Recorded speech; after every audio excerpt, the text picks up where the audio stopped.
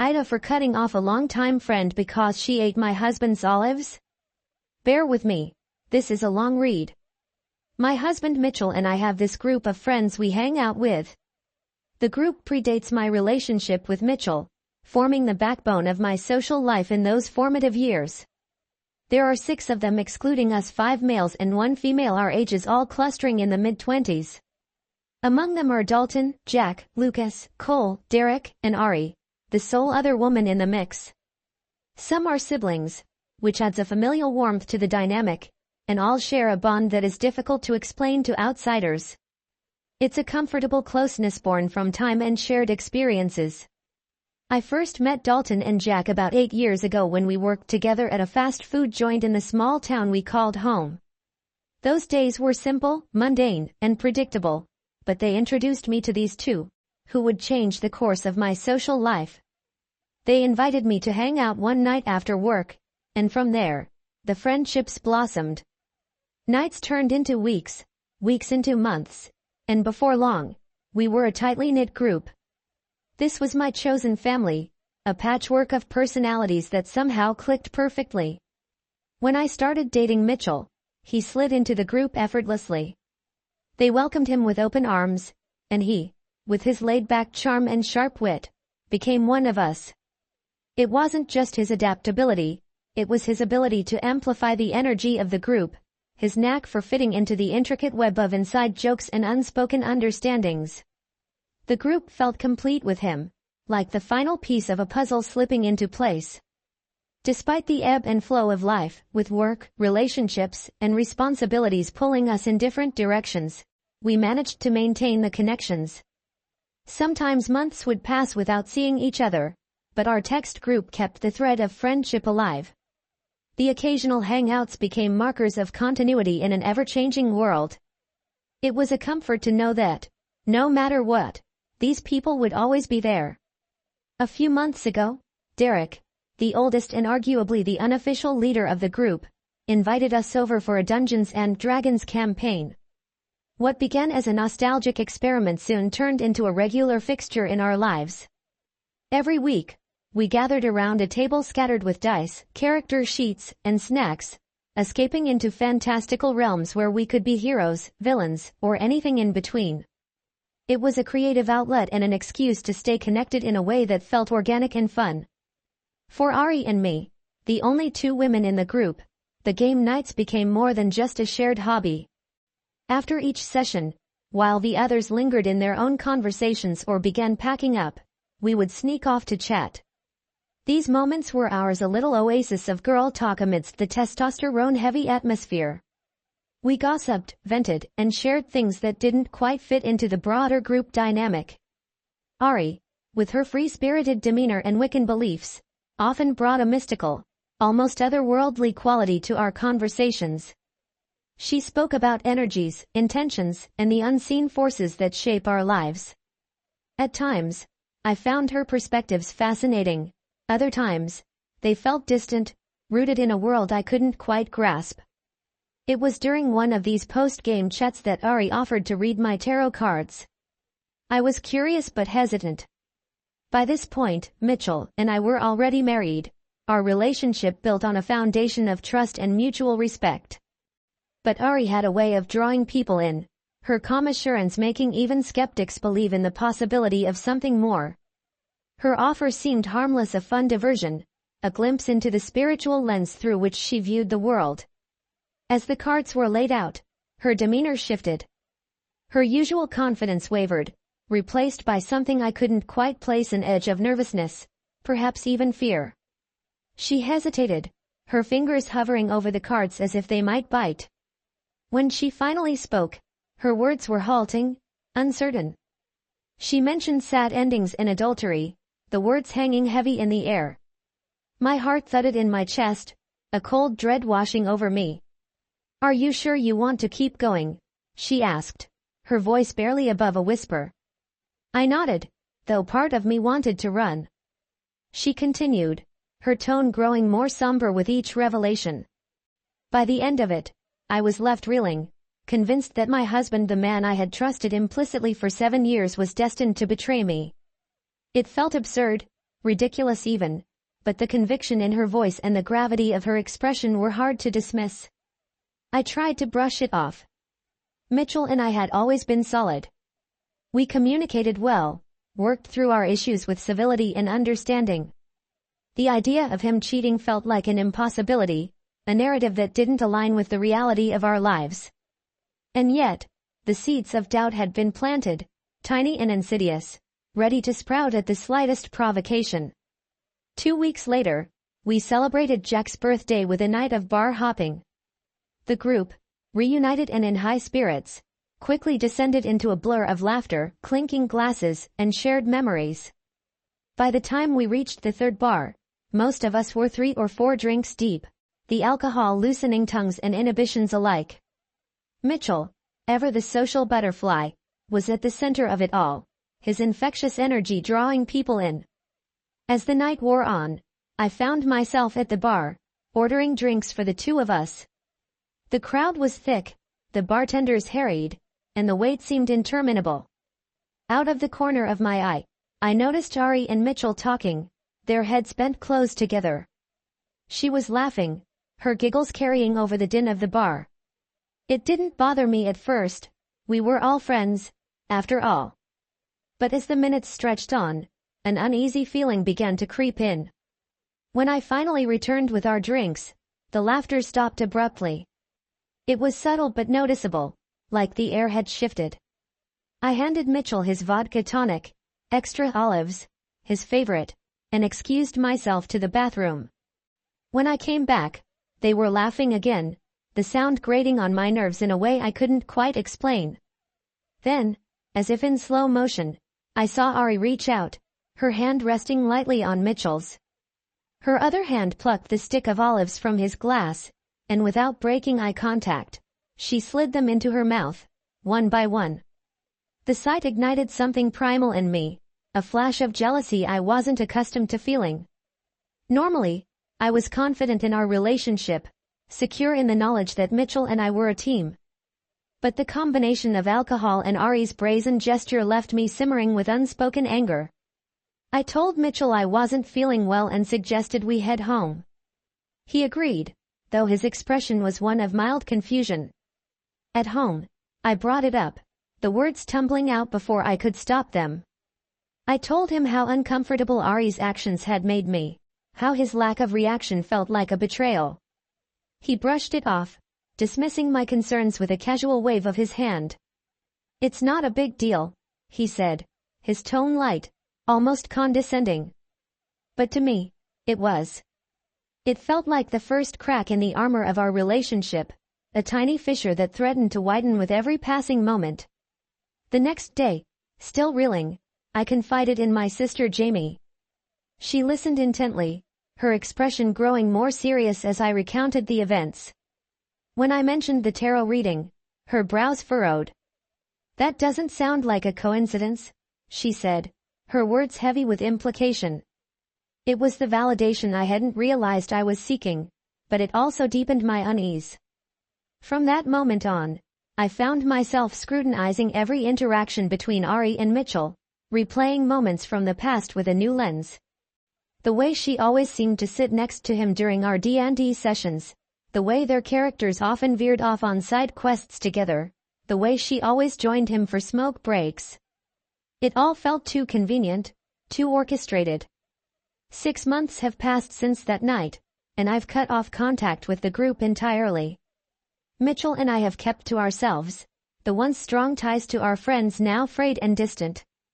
Some of them have reached out, their messages tinged with concern, but I've lied, saying we're too busy to hang out. It's easier this way, I tell myself, even as I feel the weight of isolation pressing down. Now, as we plan a party, Mitchell suggests inviting Ari. The very idea makes my stomach churn. When I voice my discomfort, he accuses me of overreacting, of being unfair. "She's your friend," he says, the words sharp and accusing. But she isn't, not anymore.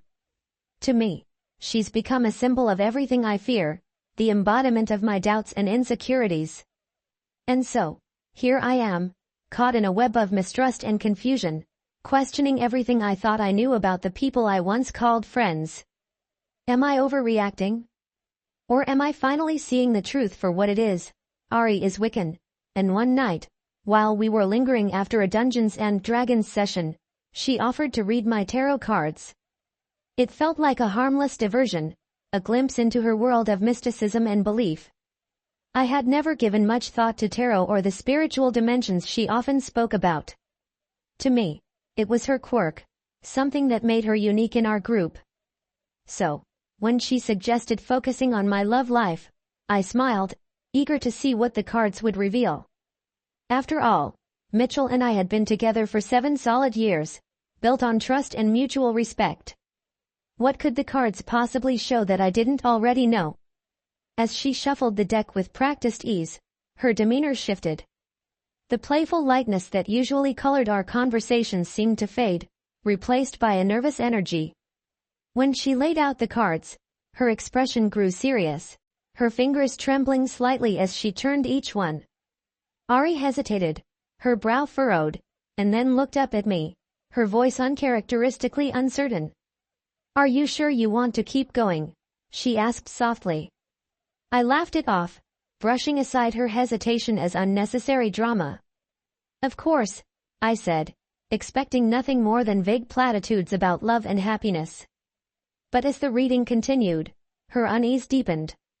Words like betrayal, sad endings, and adultery began to spill from her lips, painting a picture so bleak it seemed inconceivable.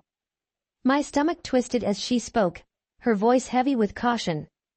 By the end, she had me convinced that Mitchell, my steadfast partner, was destined to betray me, leading to the dissolution of our marriage. The reading left me shaken, though I tried to mask it with a forced smile. "It's just a reading," I told myself as I drove home that night. Mitchell and I had always been good. We communicated openly, worked through our problems with maturity, and supported each other in ways that felt rare and special. It was impossible to reconcile the grim narrative Ari had spun with the reality of our life together. Still, her words lingered, an unwelcome specter haunting the corners of my mind. 2 weeks later, it was Jack's birthday.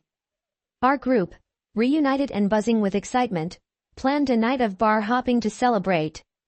Mitchell and I arrived at the first bar hand in hand, the warmth of his grip reassuring. The familiar camaraderie of our friends enveloped us as we raised our glasses in cheers, toasting Jack's 24th year. The drinks flowed freely, loosening our inhibitions and amplifying the laughter that filled the air. By the time we reached the third bar, most of us were several drinks deep, the effects of alcohol weaving through our conversations and blurring the edges of the night. Mitchell finished his drink, and I offered to get us another round. As I stood at the crowded bar, waiting for the bartender's attention, I noticed Ari and Mitchell talking across the room. Their heads were close, their laughter distinct even above the hum of the crowded space. It didn't bother me at first. Ari was my friend, Mitchell was my husband, and we'd all known each other for years. But as the minutes dragged on, something about their interaction began to gnaw at me. Ari's laughter seemed louder, her body language more animated. She leaned in, her hand briefly brushing his arm. I tried to dismiss the growing unease in my chest, telling myself it was just the alcohol amplifying my emotions. Still, I couldn't help but feel a flicker of doubt, a tiny, insidious echo of Ari's tarot reading. Finally, I managed to get our drinks, a vodka tonic with extra olives for Mitchell, his favorite, and a whiskey sour for myself. As I walked back to them, I noticed a sudden shift in their demeanor. The laughter stopped, replaced by a conspicuous silence. Ari glanced at me with an unreadable expression before taking a step back. Mitchell greeted me with his usual smile, but it felt off, as though he was trying too hard to appear normal. I handed him his drink and excused myself to the bathroom, needing a moment to collect my thoughts. When I returned, the scene that greeted me sent a jolt through my chest. Ari and Mitchell were laughing again, their connection palpable, almost magnetic. Then, as if in slow motion, I saw Ari reach for his drink. Her hand rested lightly on his, her fingers grazing his knuckles as she plucked the olive-laden stick from his glass. She held his gaze, her expression playful and bold, and slid the olives into her mouth one by one, savoring them in a way that felt deliberate. My face burned as a wave of jealousy and anger surged through me. Normally, I was secure in our relationship. Mitchell had never given me a reason to doubt him, and I prided myself on being level-headed when it came to trust. But the combination of alcohol, Ari's brazen behavior, and the lingering shadow of her tarot reading was too much. I couldn't shake the feeling that something was wrong. I told Mitchell I wasn't feeling well and suggested we head home. He looked concerned but agreed, saying goodbye to the group as we made our way out. The car ride was tense, the air heavy with unspoken words. When we got home, I couldn't hold it in any longer. I told him how uncomfortable Ari's actions had made me, how I felt disrespected by her boldness and his lack of reaction. He brushed it off, his tone dismissive. "It's not a big deal," he said, his words cutting deeper than he realized. The following day, I confided in my sister Jamie. She listened carefully, her expression growing more serious with each detail I recounted. When I mentioned the tarot reading, her eyes widened. "That's not a coincidence," she said, her voice firm. Ari knew what she was doing. Her words validated my feelings but also deepened my unease. Over the next few weeks, I found myself replaying moments from the past, scrutinizing every interaction between Ari and Mitchell with a new perspective. The way she always managed to sit next to him during our D&D sessions, the way their characters often went off on side quests together, the way she joined him for every smoke break. Each memory felt like another piece of a puzzle I hadn't realized I was assembling. 6 months have passed since that night, and I've cut off contact with the group entirely. I told myself it was for the best, that I needed space to clear my head and re-evaluate my relationships. Mitchell, for his part, seemed to accept it at first. But as the weeks turned into months, his frustration began to show. He missed our friends, missed the camaraderie and the shared laughter. When we started planning a party recently, he suggested inviting Ari. The very idea made my stomach churn. I told him I wasn't comfortable with it, that her behavior had crossed a line. He accused me of overreacting, of letting my emotions cloud my judgment. "She's your friend," he said, his tone sharp. But in my heart, I knew she wasn't. Not anymore. Ari had become a symbol of everything I feared, a manifestation of the doubts and insecurities I'd tried so hard to suppress. Now, I'm left questioning everything: my friendships, my marriage, my own instincts. Was I overreacting, letting jealousy and paranoia get the better of me? Or was I finally seeing the truth that had been hidden in plain sight all along?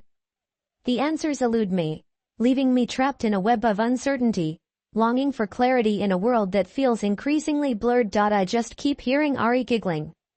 Her laughter, light and melodic, pierced through the chaotic hum of the crowded bar. At first, it barely registered, blending into the background noise of clinking glasses and snippets of conversation. But as I stood at the bar, waiting for the overwhelmed bartender to notice me, I began to focus on it. I couldn't help but wonder what was so funny, what had her so captivated. My curiosity was innocent enough. Ari was my friend, Mitchell was my husband, and I trusted them both completely. This was supposed to be just another night of drinks and laughter among friends. The bartender finally turned to me, and I placed the order, a vodka tonic with extra olives for Mitchell, his absolute favorite, and a whiskey sour for myself. As I waited for the drinks to be made, I glanced over my shoulder toward Ari and Mitchell. Their heads were close, their faces lit with amusement. Ari leaned in slightly, her hand brushing Mitchell's arm as she laughed. My stomach twinged with something I couldn't quite place, but I pushed the feeling aside. It was probably nothing, I told myself. They'd known each other for years, and their bond was as much a part of our group dynamic as anyone else's. The drinks were finally ready, and I hurried back to them, eager to join in on whatever had them so entertained. But the moment I arrived, The laughter stopped. It was subtle, but unmistakable, a sudden silence that felt almost staged. Ari straightened up, her expression shifting to something more neutral, while Mitchell reached for his drink with a smile that seemed just a touch too forced. The air between them felt charged, as though I had interrupted something private, but I tried to shake off the thought. I handed Mitchell his vodka tonic, and he thanked me warmly, his voice as steady and familiar as ever. "I'll be right back," I said, gesturing toward the bathroom. The drinks I'd had earlier were catching up to me, and I didn't think much about leaving them alone. After all, what could possibly happen in the span of a few minutes? When I returned, the giggling had resumed. It was louder now, almost exaggerated, and it drew my attention immediately. I paused mid-step, watching them from a distance. Ari was leaning in again, her eyes locked on Mitchell's, her smile wide and playful. Then, in one fluid motion, she reached out and placed her hand over his, which rested on his drink glass. Her fingers lingered, curling lightly around his knuckles as she used her other hand to pluck the stick of olives from his glass. She held his gaze as she slid the olives into her mouth, sucking them off the skewer with deliberate slowness. Her lips curled into a small, almost imperceptible smirk as she finished. The sight was like a punch to the gut. My face burned red hot, a mix of anger, humiliation, and something I hated to admit, jealousy. I wasn't the kind of person who got jealous easily. Mitchell and I had built our relationship on trust, and I'd never felt the need to question his loyalty. But this felt different. Ari's actions weren't casual or innocent. They were bold, calculated, and completely out of line. And Mitchell? He wasn't stopping her. He wasn't pulling away or even looking uncomfortable. If anything, he seemed amused, his posture relaxed, his smile unbothered. I felt my heart rate spike, my hands clenching at my sides as I tried to keep my composure. The alcohol coursing through my veins didn't help, amplifying every emotion, every thought. I took a deep breath, forcing myself to remain calm. This wasn't the place to make a scene, not with all our friends around, not on Jack's birthday. But I couldn't just stand there and pretend everything was fine. "I'm not feeling well," I said to Mitchell as I approached them, my voice tight and strained. He looked up at me, his expression shifting to concern. "Can we head out?" "Sure," he said without hesitation, setting his drink down and standing up. Ari's eyes flicked to mine, and for a moment, I thought I saw something in them, guilt, perhaps, or maybe defiance. It was hard to tell, and I didn't have the energy to analyze it. I just wanted to leave. The car ride home was quiet, the silence heavy and suffocating. I stared out the window, my thoughts racing, my emotions a chaotic tangle of anger, hurt, and confusion. I replayed the scene over and over in my mind, each detail sharpening into focus, the way Ari had looked at him, the way he hadn't pulled away, the way their laughter had stopped when I'd returned with the drinks. It all felt wrong, like pieces of a puzzle that didn't quite fit. When we got home, I couldn't hold it in any longer. The words spilled out before I could stop them, a torrent of frustration and disbelief. "What was that about?"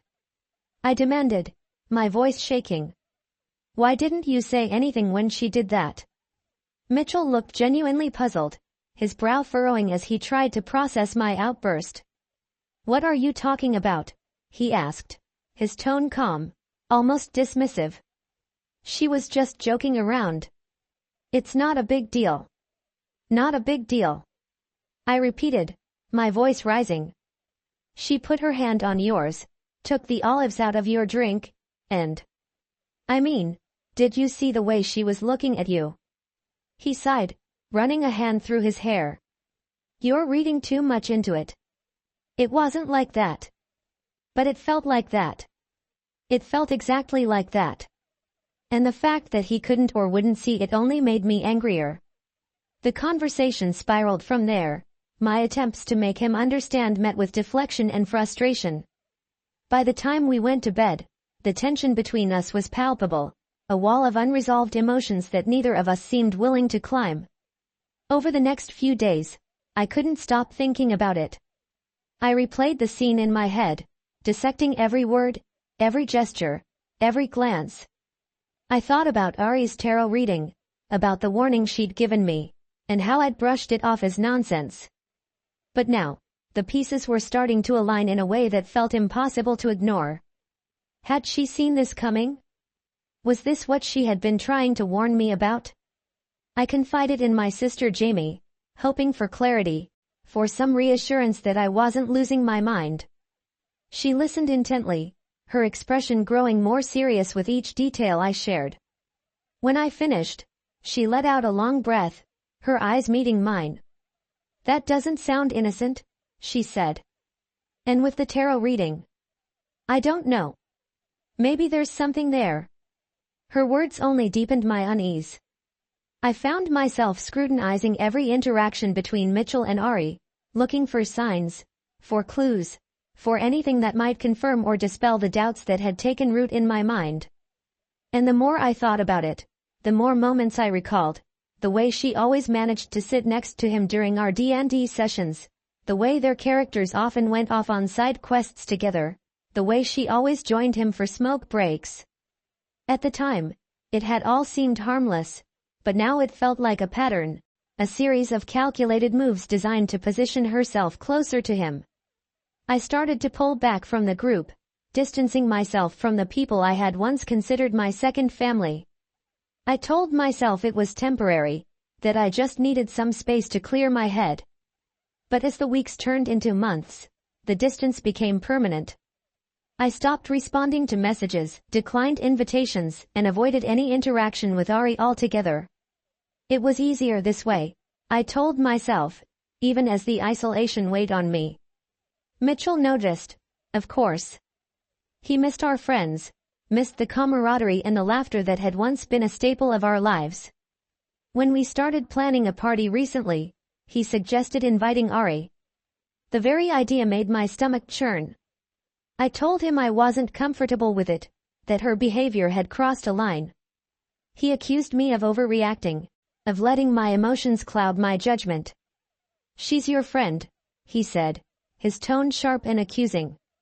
But she wasn't my friend anymore. Not after that night, not after everything that had happened. To me, Ari had become a symbol of everything I feared of betrayal, of doubt, of the cracks that were beginning to show in the foundation of my marriage. And I didn't know how to fix it. The 6 months that followed the Olive incident were marked by a growing sense of isolation and unease.